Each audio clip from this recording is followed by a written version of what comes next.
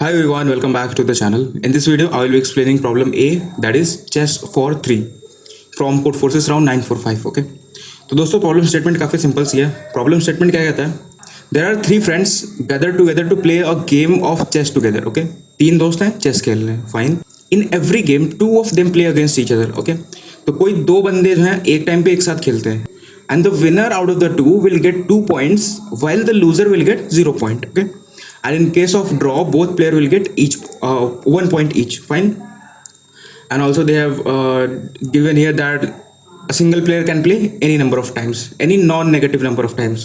And हमें क्या करना है, and उनके ना scores दे रखे हैं, like after the completion of the complete game, what is the score of player 1 that he has scored, and similarly for player 2 and player 3 they have given their respective scores. And additionally they have been given that the condition that P1 will always be smaller than or equals to P2 and P2 will always be smaller than or equals to P3. फिर हमें क्या करना है, we have to find the maximum number of draws that could happen, and if there isn't any way to obtain P1 P2 P3 as a result, means अगर P1 P2 P3 इस order में first second third player के score obtain करना अगर possible नहीं है, then we have to print -1. Okay दोस्तों, तो बात करते हैं इसकी अप्रोच के बारे में. सिंपल सी बात है. सबसे पहले जैसे कि थर्ड या फोर्थ टेस्ट केस है, उसमें क्या है, first player has scored 3, second player has scored 4, third player has scored 5. ठीक है, ये तीनों के स्कोर दे रखे हैं.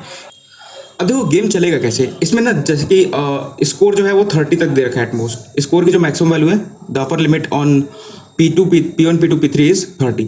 तो हम क्या कर सकते हैं, गेम को सिमुलेट कर सकते हैं. अब सिमुलेट करने के लिए एक ऑप्टिमल अप्रोच चाहिए कि मैक्सिमम नंबर ऑफ ड्रॉज निकालने के लिए किन किन प्लेयर के बीच में एक टाइम पे गेम होगा. तो ऑप्टिमल अप्रोच क्या होगी दोस्तों इसमें, कि ऑप्टिमल अप्रोच क्या होगी, हम चाहते हैं मैक्सिमम नंबर ऑफ ड्रॉज. ठीक है, मैक्सिमम नंबर ऑफ ड्रॉज. तो अगर हम पहले स्टेप में ना, इस टाइम पे करंट टाइम पे जो पहला गेम होगा उसमें किन दोनों को खिलाना ऑप्टिमल होगा. ये नहीं कर सकते हो कि तुम ए और बी खेल लें, क्योंकि अगर है ना ए और बी खेल लिए, मान लो कि तीनों गेम इन लोगों ने खेल लिया फर्स्ट 3 गेम्स और तीनों ड्रॉ हो गए, तो इसका स्कोर 0 हो जाएगा. मतलब अब इसके पास कोई चांस नहीं खेलने के लिए, इसका भी 0 हो जाएगा.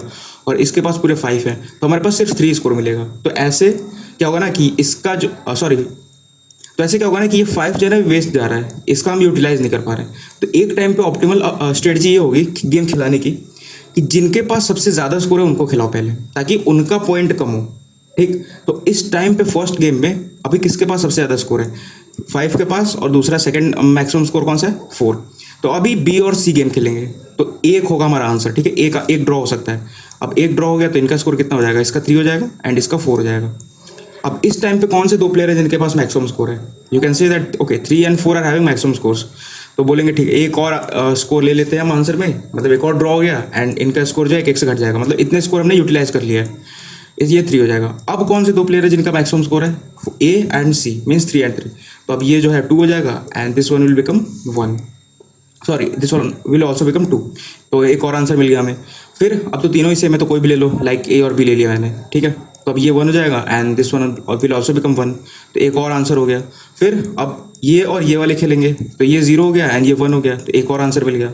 फिर ये और ये लास्ट में खेल लेंगे, तो एक और हो गया. तो कितने टोटल नंबर ऑफ ड्रॉज कितने मिले हमें, 6 नंबर ऑफ ड्रॉज मिले. And as you can see here number of draws are 6 for the test case 3, 4 and 5.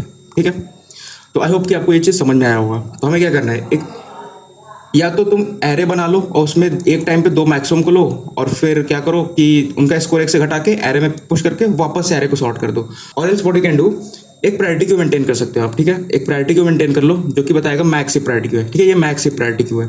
इसमें टॉप के 2 एलिमेंट जो है वो मैक्सिमम वाले होंगे. तो पहले सबसे मैक्सिमम वाला लिया हमने, उसको पॉप किया, फिर सेकंड मैक्सिमम टॉप पे आ जाएगा, फिर उसको लिया और दोनों का गेम हमने खिलाया उन दोनों को. और फिर अगर दोनों में से जिसका भी स्कोर 0 से ज़्यादा रहेगा स्टिल, लाइक यहाँ पे अगर ये 0 हो गया तो अब इसको प्रायोरिटी में नहीं डालना है.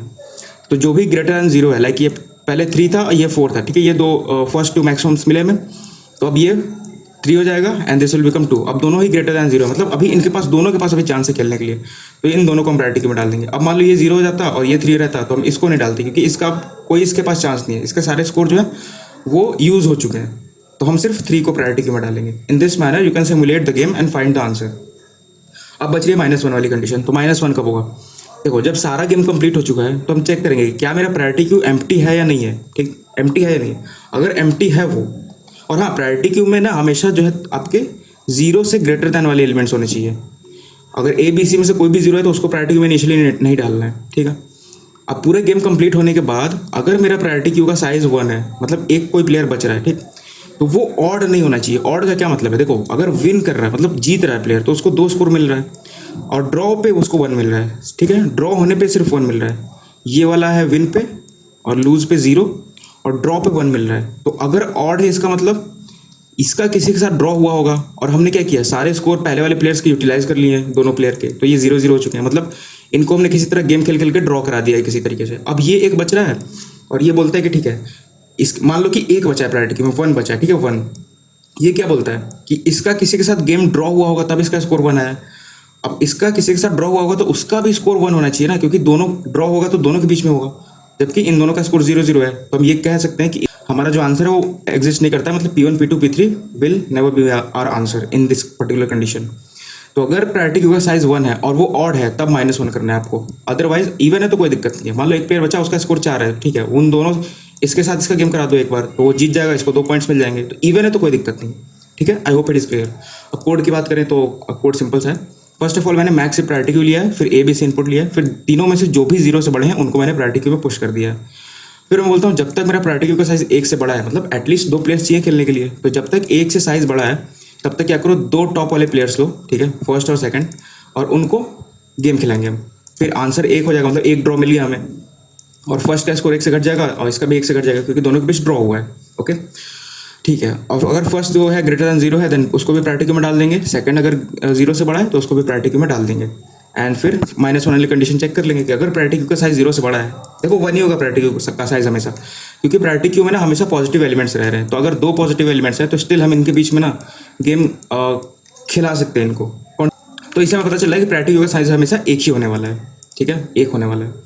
तो प्रायोरिटी क्यू का साइज 1 होगा, और टॉप का जो एलिमेंट है, मतलब जो रिमेनिंग एलिमेंट है प्लेयर का स्कोर जो है उसमें वो ऑड है, then we have to print -1, क्योंकि ऑड है तो किसी के साथ ऑड हुआ होगा और किसी और का उसका स्कोर जो है एक और होना चाहिए positive for this player scores to become odd, ठीक है।